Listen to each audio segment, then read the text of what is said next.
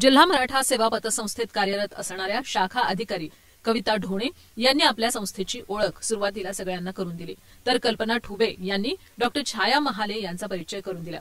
यवतमाळच्या government college of education इथे 37 वर्ष कार्यरत असणाऱ्या डॉक्टर छाया महाले यांनी सावध ऐका पुढील हाका या विषयावर आपले विचार मांडले।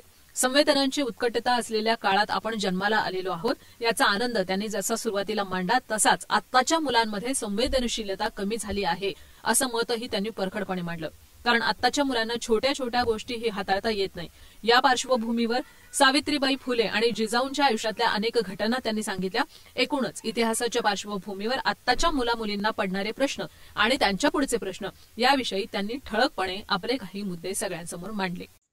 आज या ठिकाणी मी हा जो विषय घेऊन आलेली आहे, सावध एका पुढल्या हाका, म्हणजे आपण ऐकलेलं आहे, तुतारी कवितेतल्या या ओळी आहे, जुने जाऊ द्या मरणाला अगुनी, जाळूने अथवा पुरीने टाका।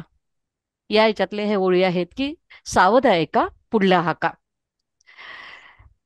मी जाणीवपूर्वक हा विषय निवडलेला आहे, म्हणजे या आजचा आधुनिक काळ जो आहे खूप झपाट्याने बदललेला आहे। म्हणजे माझा काळ, कल्पना त्यांनी सांगितलं, म्हणजे आमचा काळ आता जवळपास 60+ मी आहे। माझा काळ जो आहे हा काळ मी बघितलेला आहे।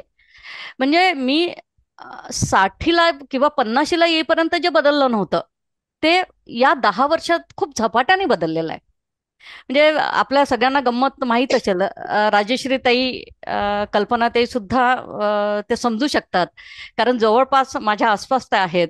आणि त्यावेळेसच्या भावना, त्यावेळेसचा समाज, त्यावेळेसचे विचार, त्यावेळेस आपल्याला भोगावं लागलेल्या, म्हणजे भोगाव्या लागलेल्या म्हणण्यापेक्षा आपल्यावर असलेली बंधनं किंवा ती जी नजाकत होती त्या काळाची, त्याला नजाकत म्हणते मी, कारण तो उत्कट काळ होता। जे इतकं आभासी जग नव्हतं, कल्पनेचं जग नव्हतं, एक उत्कट काळ होता तो। आणि ती उत्कटता आपण अनुभवलेली आहे, संवेदनाची उत्कटता अनुभवलेली आहे, भावनांची उत्कटता अनुभवलेली आहे, विचारांची उत्कटता अनुभवलेली आहे। समाजामध्ये राहिलेला आपल्याला कधी प्रश्न पडला नाही, कुणी आपल्या समोर आलं तर आपण त्यांच्याशी कसं बोलावं हा प्रश्न आपल्याला नाही पडला त्या काळामध्ये। आपण कुणामध्येही कसंही मिक्स होऊन जायचं, म्हणजे पाण्यात तुझा रंग कसा, ज्यात मिसळला तसा, असं जसं म्हणतात।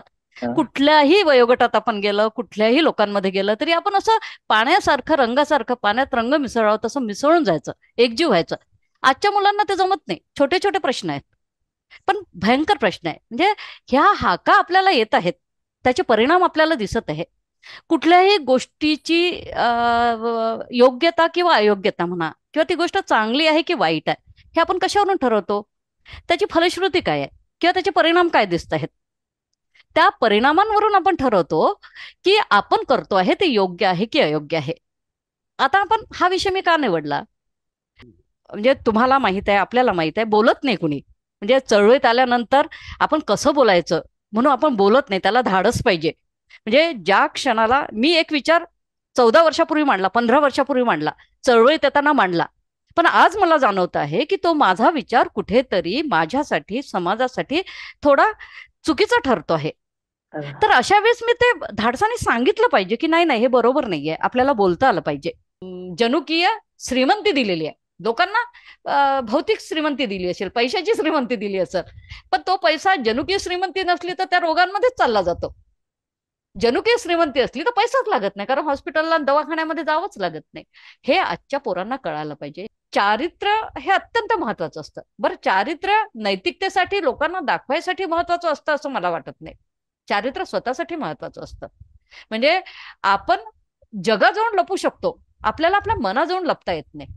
आणि याच्यासाठी चारित्र्य मला महत्वाचं वाटतं की ज्यावेळेस आपल्याला एकाकीपणा येतो, ज्यावेळेस म्हातारपण येतं, ज्यावेळेस तारुण्यातल्या सर्व उर्मी निघून जातात, तेव्हा तारुण्यामध्ये केलेल्या चुका किंवा तारुण्यामधलं हे सगळं आपल्याला भेडसावत असतं। स्वस्थ उत्तरायुष्य आपल्याला जगू देत नाही।